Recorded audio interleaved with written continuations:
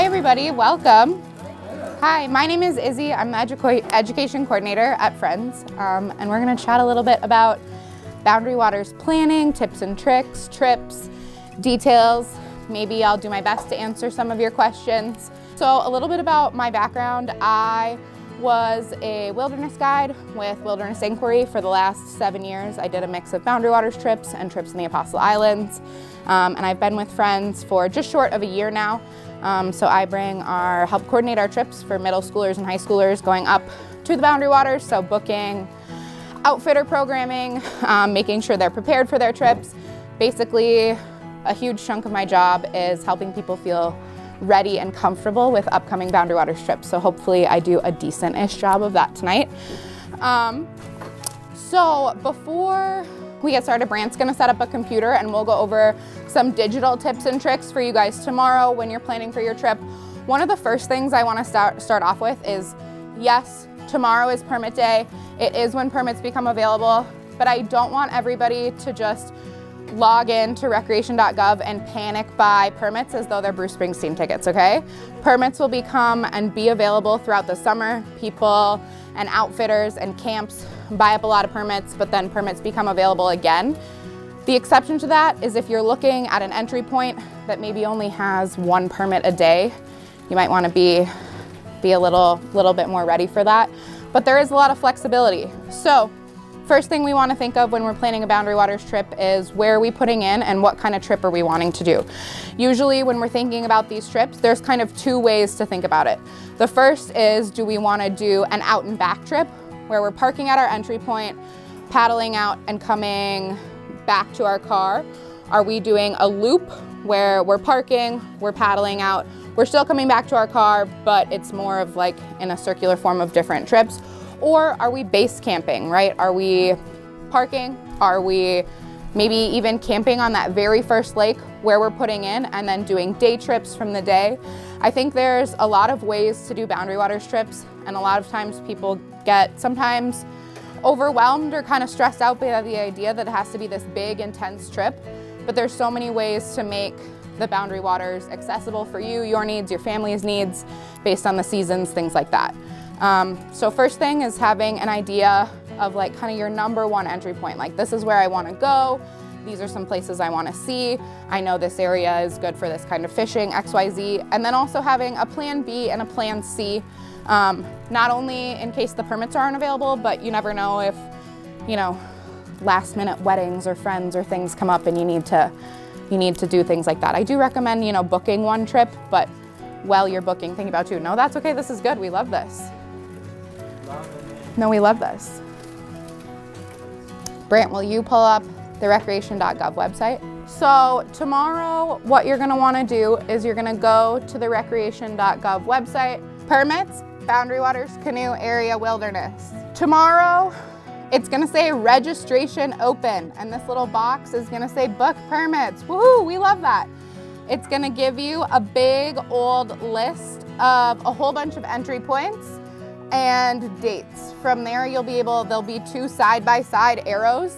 You'll be able to toggle back and forth through dates and windows and book where you wanna go. So you'll click on an entry point, it'll give you kind of the calendar season for that entry point. If you don't see what you're looking for, go to your second choice. You'll be able to toggle back and forth again and kind of pick those prime dates. The thing that gets a little overwhelming is the not alphabetized list of entry points.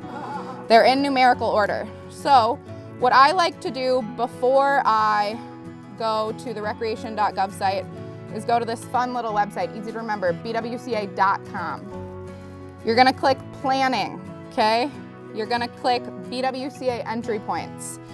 Again, this really fun list of non-alphabetized but numerical entry points. So maybe I'm on entry point 15, right? You can click on that. But for giggles, we're gonna go to Seagull Lake. A nice entry point with 8 permits a day. So you'll have, good options if you're going in through Seagull Lake. My favorite part about this website, you'll be able to click the interactive map. From this interactive map, it'll give you your entry point. Some of these will have view more entry point information. There'll be pictures of the parking lot, if there's a bathroom there, the whole shebang. My favorite thing about this website is that you can click on these little red dots and click View Camp Detail, and you will be able to see photos of campsites. I think of this as kind of like Boundary Waters Yelp, okay? So what I like to do when I'm planning, because I'm a little bit of a list maker, a little bit of a planning fanatic, is I'll find my entry point, and then on my map before my trip, I'll look at BWCA.com, I'll look at some entry points, I'll find some areas that look pretty, some areas that look accessible, maybe there's good swimming, maybe there's good fishing, depends really what you want. And then when I get closer to my trip, I'll go to this website, and actually on my map, ones that are sold upstairs, I'll circle like maybe campsites that I would like to stay at.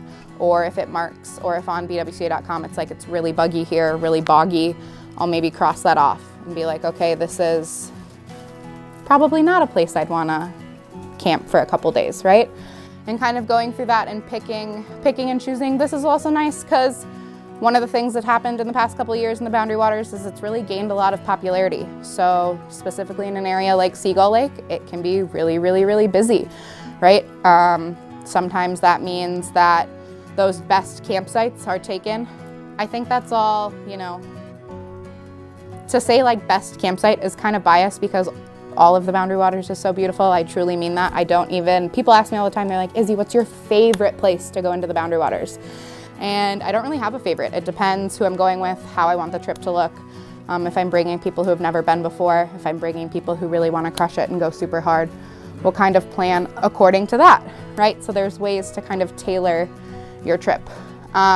Additionally, while you're planning, you can always go to the Friends of the Boundary Waters website. We're gonna have trip planning resources, everything from packing to meal ideas, to, you know, safety and health ideas, to bear-proofing things, to planning routes. There's already some routes that are pre-planned on our website. So if as I'm talking, you're like, wow, this seems like a lot of work. I've never been to the Boundary Waters.